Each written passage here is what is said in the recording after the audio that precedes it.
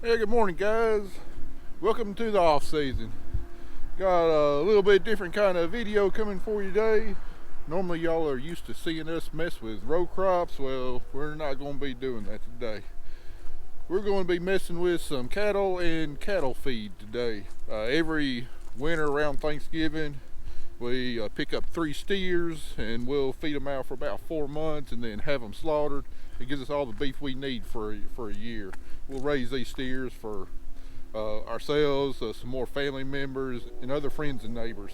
But before we get started with that, we're going to have to help Zach with 4440, placing fan belts on it, because he's going around the fields and bush hogging around the edges to clean them up and make them look good all winter long.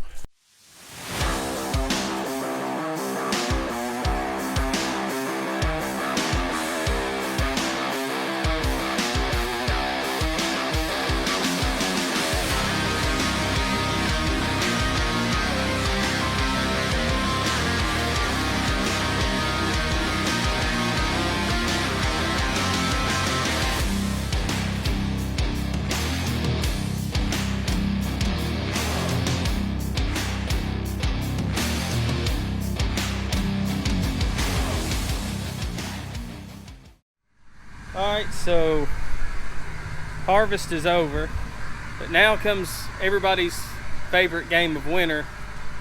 Here comes the cows. We put 3 cows up at our little feedlot we have down the street over the winter, fatten them up, and then have them slaughtered in the spring, which is always a fun time when the cows never want to cooperate, which is what's been the case the past 3 years. What we're doing now is I'm getting hooked up to the seed tender. We're going to go down to the grain bins, get a couple thousand pounds of corn and load it up in the tender. We've got our local co-ops bringing us some feed. We're going to run the corn and the feed through the grinder here, get it ground up together, mixed in and incorporated together. Then we're going to load it up in the feed trailer down at the feed lot, and tomorrow I guess we're going to go pick up some steers to fatten up over the winter. Alright, so we got the corn loaded up in the tender. Now all we got to do is wait on our feed to get delivered so that we can grind it all up together. You can see you got one belt that's shredded, and I guess the process of shredding, it flipped the other one upside down. Not too hard to get on, all except for got a shaft coming out the front of the engine. We got to take that coupler off, and it's not an easy spot. Alright, got it all back together. I think she's ready to roll again. Alright, first thing we're going to do on this feed is we got to grind the feed. And for that, we're going to be using this New Holland grinder mixer. We actually borrowed it from the guy we buy our steers from. Total, we're going to grind up 2 tons of feed. Should be enough to feed 3 steers, about 110, 115 days, depending on how much they eat every day. Some years steers eat a lot. We're going to mix half corn and then half of a high protein co-op feed. We got the corn ourselves. We've already loaded it into the seed tender. We're actually going to have to create 2 batches on here. Co-op's going to be bringing out the 1 ton of the feed that we're going to mix with the corn. So we got to go ahead and get 1 hopper on our seed tender empty so he can dump the feed on it whenever he gets here. So we're going to start out by grinding about 1,000 pounds of corn and putting it in here. So what we're going to be hooking to the grinder mixer is one of my old favorites, trusty I think a 1956 Ford 841 Power Master. My granddad actually bought it brand new, and I think it's 1956 or so. I think this thing's got it's got close to 40 horsepower. It's got a gas engine on it. It's a little undersized for that grinder mixer, but I've used it before. It does a pretty good job, and this thing hadn't been worked hard in a while, so we're going to put a load on it and work it hard today. Hopefully it cranks up. First thing, we'll cut the gas on. Alright, let's hope she fires up. Sure it's in neutral. Key on, we got light, power, choke.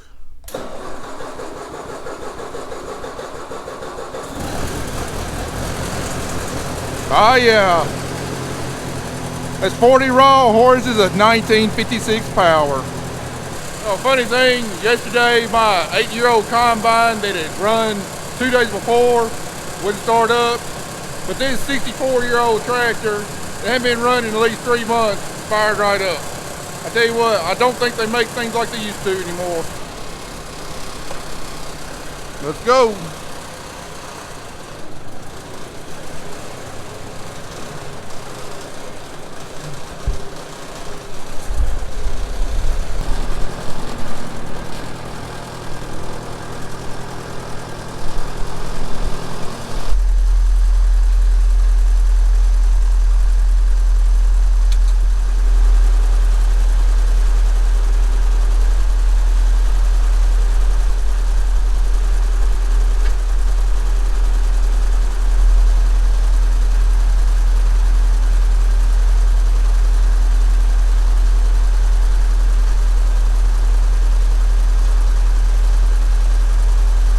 Alright, we got our seed tender up here. Let's get it folded out and get ready to grind some corn.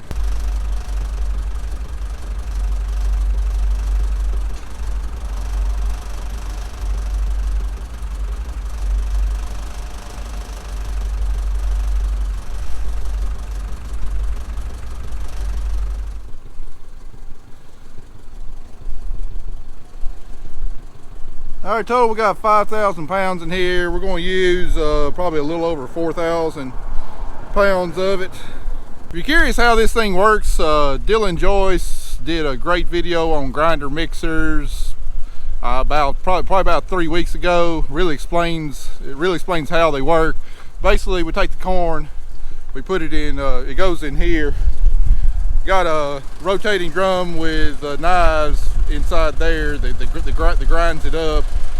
These are the screens we use. This is the one with the smaller holes. It grinds it up a little bit finer. The one we got in there is a little bit bigger. And then it transports it into this mix vat, which has got an auger in the middle that throws it up and spins it around, I believe. It mixes it all together. Our co-op feed, when they deliver it, we're going to put it in here. We're going to put it in there because we don't want to grind it. We want to leave it in the pelleted form, and it will mix it in with all the ground corn. And then you got the unloading auger here whenever we get ready to unload. All right, let's make sure our chopper drum is engaged, which it's not.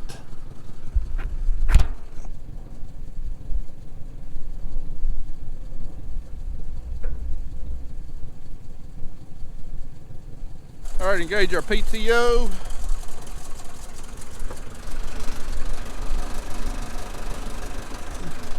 Yeah, I better get on the tractor to do this.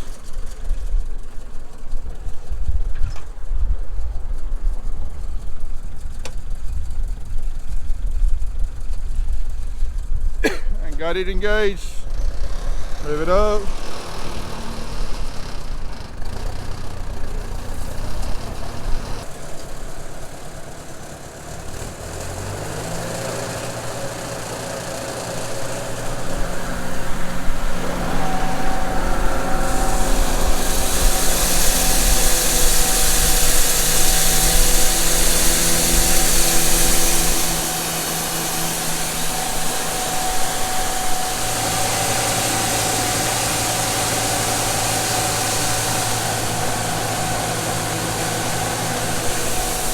All right, you see the ground corn being tossed around up in there, mixed up. We're going to try and get this being empty right here, and this is what we'll put the co-op feed in and mix it in. You can tell she's loaded up and working hard. Ginger's still staying in the green though. We're using 2 tons of corn and 2 tons of feed, so we're going to put 2,000 pounds of corn in the first batch, and then we'll add another 2,000 pounds of co-op feed when it gets here. It's showing almost half full on the sight glass, but it fills up heavier on this side.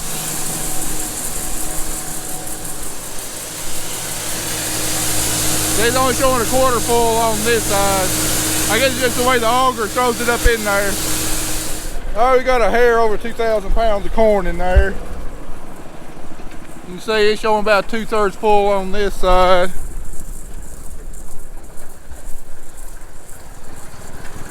and about a third full on this side, so it's about half full. We didn't quite get the back copper empty. I'm gonna have to go put this someplace else. Zach said he bought out a garbage drum. He wants to buy a little bit of corn for his cows. All right, well, we got one load of corn ground. Now we're just waiting on co-op to get here with the feed. That could be anytime between now and 6 o'clock tonight. So I don't know.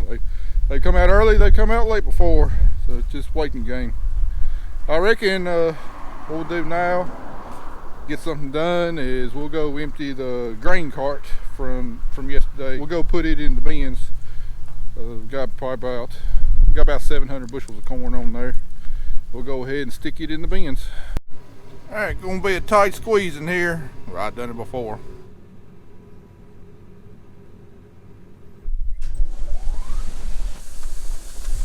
Oh, tight fit.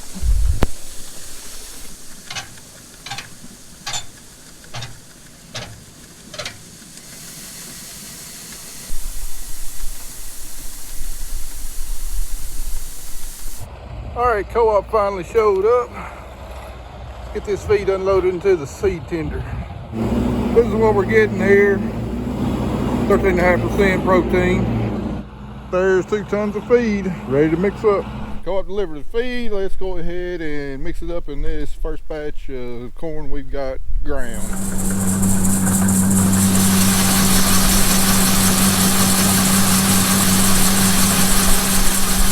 All right, now what that's going to do is going to take that co-op feed, put it there in the bag, and mix it up. We're looking for 4,700 pounds. That'd be 1 ton of feed in there. So you can see it getting mixed in there with the corn. All right, that's 2,000 pounds of feed in here. 2,000 pounds of corn, 4,000 pounds total. See it mixed in there good. Filled up almost all the way to the top. All right, now we're gonna carry this up there to the barn behind my mom's house and get the trailer out and dump it in and come back and do it all over again. All right, got my feed trailer pulled out, unfolded my auger. It won't quite stay in place. Pull up beside here and get her unloaded. All right, gauge the auger.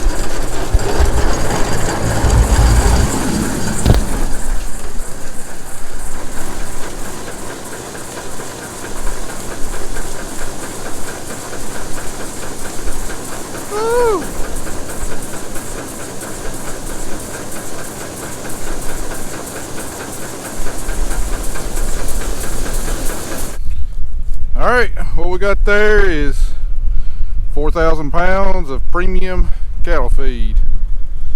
Well, I wish y'all could smell it. I love the way it smells, especially when you mix that co-op feed in there. It's got a real sweet smell to it. Cow's gonna love it and ought to eat it right up. We'll go back and do it all over again. Well, that right there is a full trailer of feed. Don't know what the load rate of this old trailer is, but it's held it every year. Even with dry rotted tires that only travel about 20 feet every year. That is 4 tons of feed right there. Should feed 3 steers, about 110, 115 days. Hopefully each steer will put on about 3 pounds a day. That's what our goal has been. And normally it ranges from about 2.75 to 3.1, 3.2 pounds per day on this feed. Well, that's going to be it for today. We'll get this trailer here in the barn, and then tomorrow morning we'll go pick up the steers and come bring them over to the pen.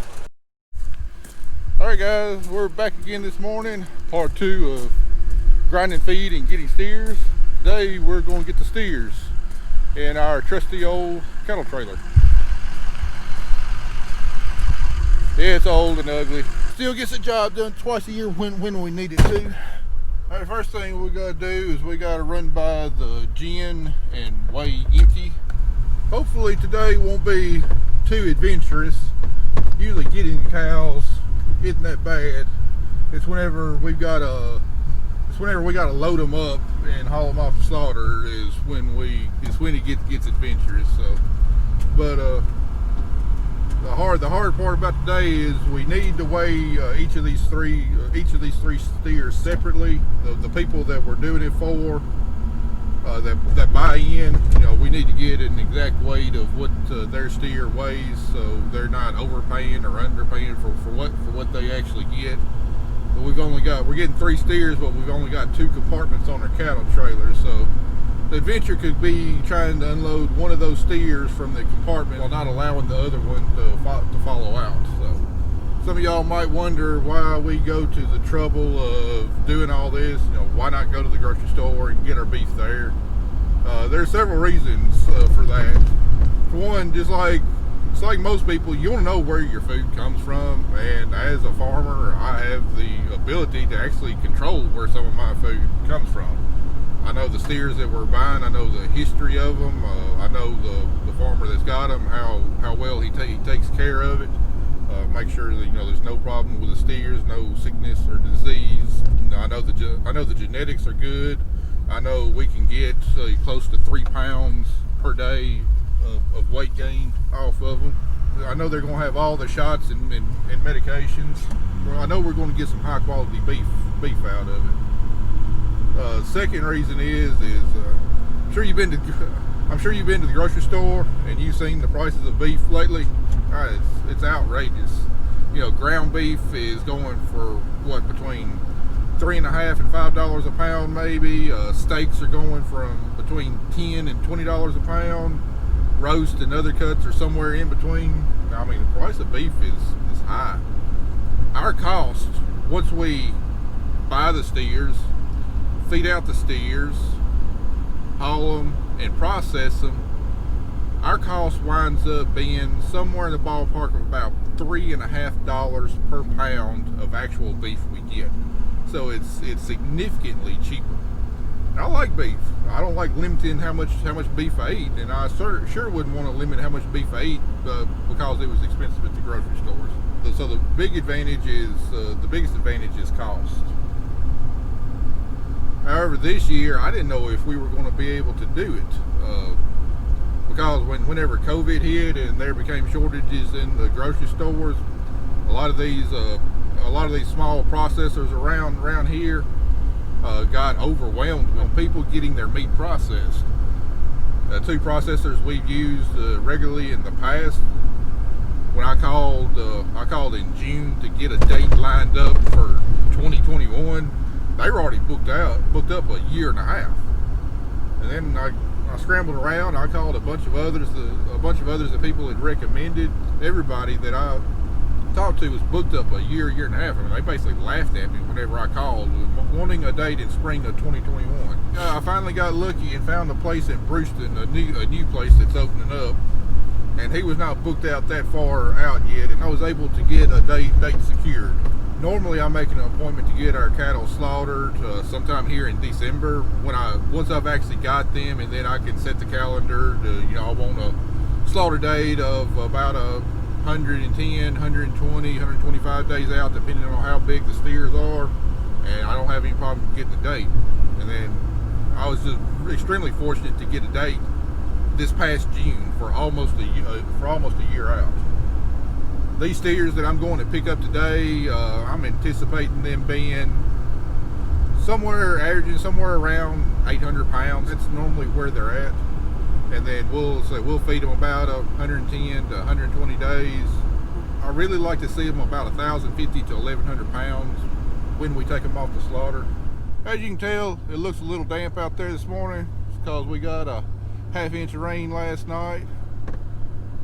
But I don't care. You know why I don't care? Because we're done in the fields. I don't have any more harvest or field work to do this year, so it can do whatever it wants to.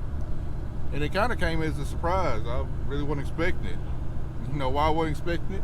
Because I hadn't checked the forecast in about 4 days, and I'm not going to check the forecast for about another 3 months. Weather can do whatever it wants to do for the next 3 months. But I will say the one downside to this rain is that I messed around and left my combine out last night, and I haven't blown it off. So it's going to make cleanup a little bit more difficult on it. Alright, here we are. We're going to pull up on the scales and grab an empty weight. This is a cotton gin where we get our cotton gin dat. They're still running. I love the sound of the cotton gin.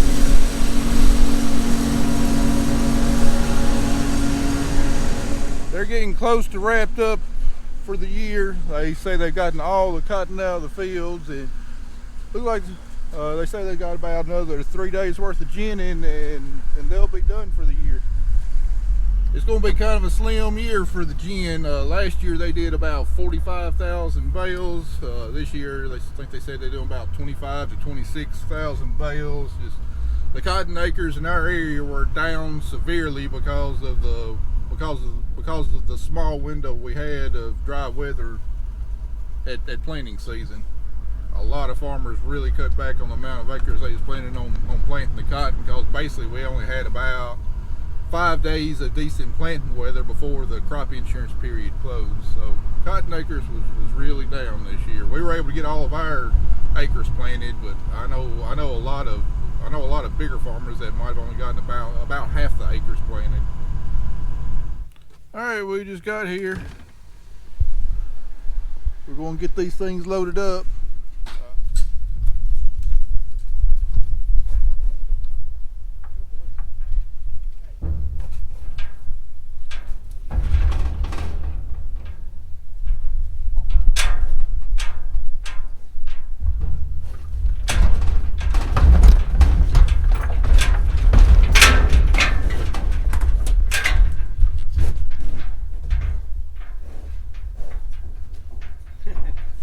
Just big enough to get your arm in there, isn't it? Alright, you ready? Well, these steers are the heaviest I've ever bought. Start out with, they're averaging 1,000 pounds a piece. So that means our rate of gain is probably not going to be quite as high.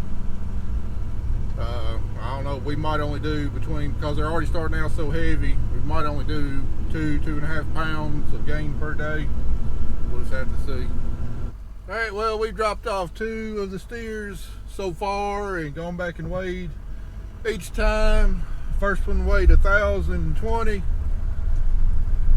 The second one weighed 1,000 pounds. So the third ought to weigh 980 pounds. So all close enough that if I'd known that, I would have made all these trips to the gin to weigh. Anyway, we're going to drop off this last steer in the pen and get the cattle trailer put up and get to feeding them. All right, back here at the cattle pen, last one. Hey, look like you got tired taking a rest. We're going to release him into the wild with all of his buddies.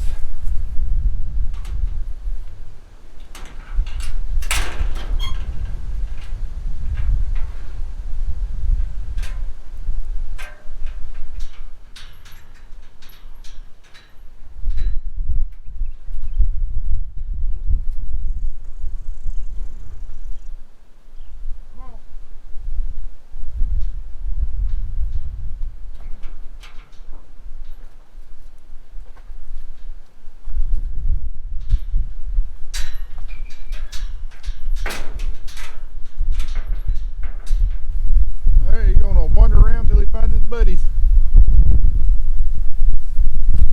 I'm gonna go in here and put just a little bit of feed out for them. We don't want to start them off on too much feed too soon. If they transition from hay to full feed too soon, they seem to go off feed for a while. So we're gonna start them out with probably about 8-9 pounds of feed per steer per day, and gradually increase it over the next week to kind of get them accustomed to the feed. So anyway, appreciate y'all watching. I know it's a little bit different type of video than what we normally do, a little bit different type of farming, but appreciate y'all watching and stay tuned. We'll see you in the next video.